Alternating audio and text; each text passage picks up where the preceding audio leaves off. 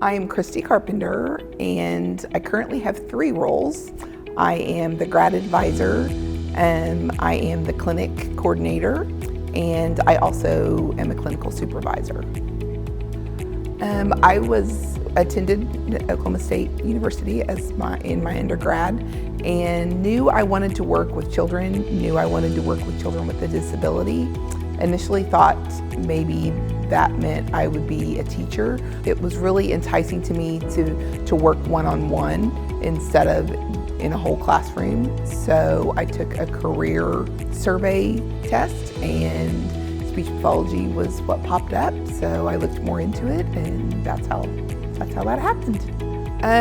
My area of expertise has kind of changed over time. For 28 years, I worked for the Oklahoma State Department of Health. For about 25 of those years, I worked in their early intervention program. And so my area of expertise kind of evolved from what was needed based on my team. I received lots of certifications and training to work with children and their families who were on the autism spectrum. Through that, I got Hannon certified, and in Hannon, there's a specific program for children on the autism spectrum called More Than Words, and so I became certified in that. I was really drawn towards children with a hearing loss.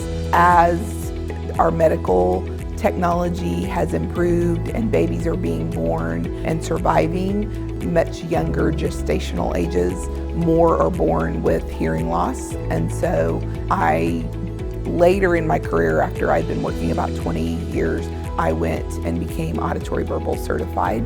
And so I would say right now that's probably my biggest area of expertise. I think in my undergrad and grad school experience, I didn't especially learn a lot about family involvement and the importance of family involvement in coaching. That is something through my professional career, and my job at the health department was a critical piece of my job. And so I think just being a better parent coach and parent model and teaching families that they are their child's primary service provider is probably the one thing that stands out the most to me. Having a family or a caregiver or a teacher of a daycare feeling overwhelmed with having a child with a developmental delay or disability in their class, turning that around and giving them the confidence that they need to provide services, and to know that just through those daily routines that they have either in a daycare setting or at home, that they are their child's biggest therapist, and they're the most important member of their child's team, is very rewarding. I just enjoy mentoring students that are so excited about the beginning of their careers.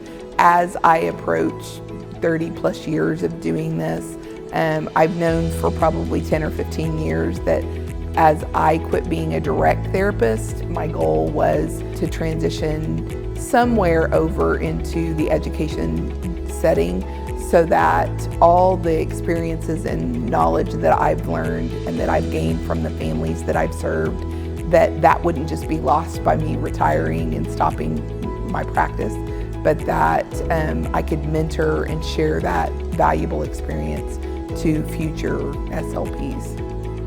That if your passion is to serve and your passion is to teach and to be a member of a team, and then this could potentially be a great field for you. It's a very rewarding field, still in very high demand. You can be very successful both professionally and financially. You know, there's just in every setting, whether it's a metropolitan area or whether you want to work in a rural, live in a rural community, these services are needed.